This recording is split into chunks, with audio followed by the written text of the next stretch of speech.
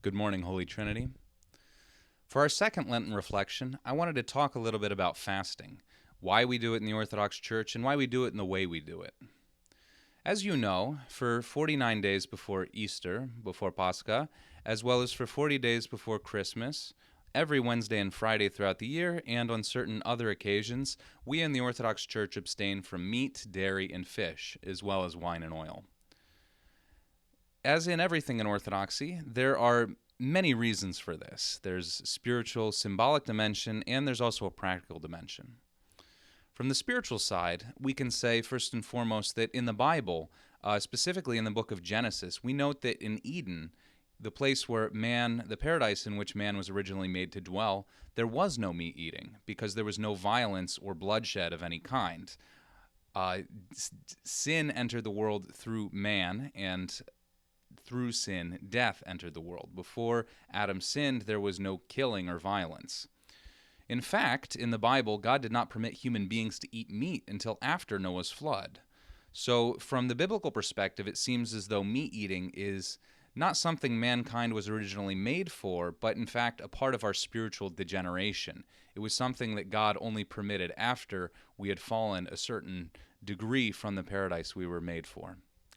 Furthermore, we can see in Isaiah chapter 11 and various other glimpses of the world to come that in the future life, in heaven, which we're all striving for, there's not going to be any meat eating or carnivory because there's not going to be any bloodshed.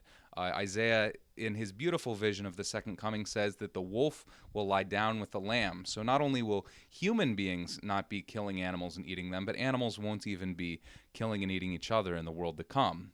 This is because violence and killing and carnivory are part of the tragic fallen situation of this world and not actually part of life as it's meant to be from God's perspective.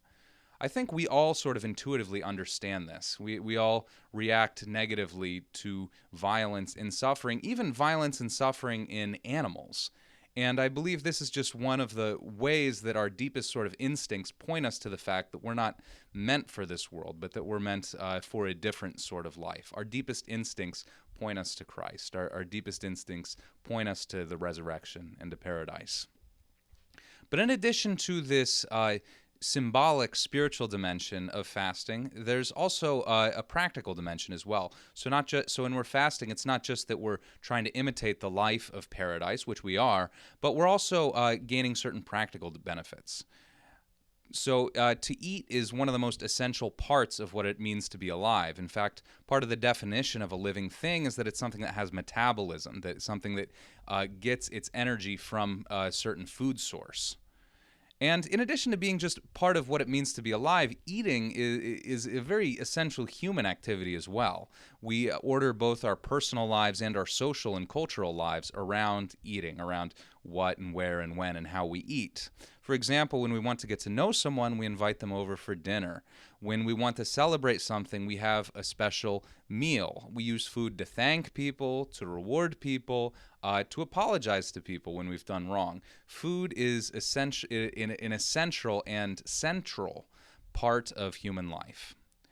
And so, because eating is so central to what we are and how we live, by exercising control over what and when and how much we eat, we are exercising control over our very basic selves. Exercising control over what we eat is a necessary first step to exercising control over our whole self. St. Isaac the Syrian calls fasting an essential weapon of spiritual warfare. After all, if we can master our appetites, we can easily overcome other types of temptation, especially sexual temptation, according to the Church Fathers. The converse is also true, in that if we can't even control our stomachs, if we can't even exercise a little bit of self-mastery in one of the most fundamental arenas of human life, we can't expect to have control over any other aspects of ourselves or aspects of our life. We become a slave to our desires and to our passions, and not the other way around. And finally, fasting also just contributes noticeably to our mental clarity, to our ability to focus during prayer, and even to our zeal and desire for spiritual things. I could explain that from an Orthodox perspective, but I think it would be easier just to experience it for yourself. Try an experiment. One night, when it's no longer Lent, Eat a large amount of rich food filled with meat and dairy and anything else that we don't normally eat during a fast period. And then afterwards, go and try to pray and do some spiritual reading. Pay attention to your state of mind and your emotions, what you feel as you're trying to do this after a heavy meal. The next night, eat only a small amount of fasting food, like a bowl of lentil soup or something, and then try to pray and do spiritual reading. I think you're going to notice a significant difference in the two experiences that will make my points very clearly. We are much lighter, we are much more able to focus, and for a strange reason, we also have more zeal, more desire for spiritual life when we're not weighed down by heavy foods. I think the best way to understand this is to go and see for yourself. All of this is to say, make good use of Lent this year. We're given an opportunity to fast for our benefit and for our relationship with God. Let's use it. Really make an effort to fast because there's so much tremendous spiritual benefit to be found. Let's all work together to gain self-mastery and self-control, and in that way we'll also catch a glimpse of the life of paradise, and we'll see it in ourselves and in our community. May God bless all of you. Kalisar Kosti. Good Lent.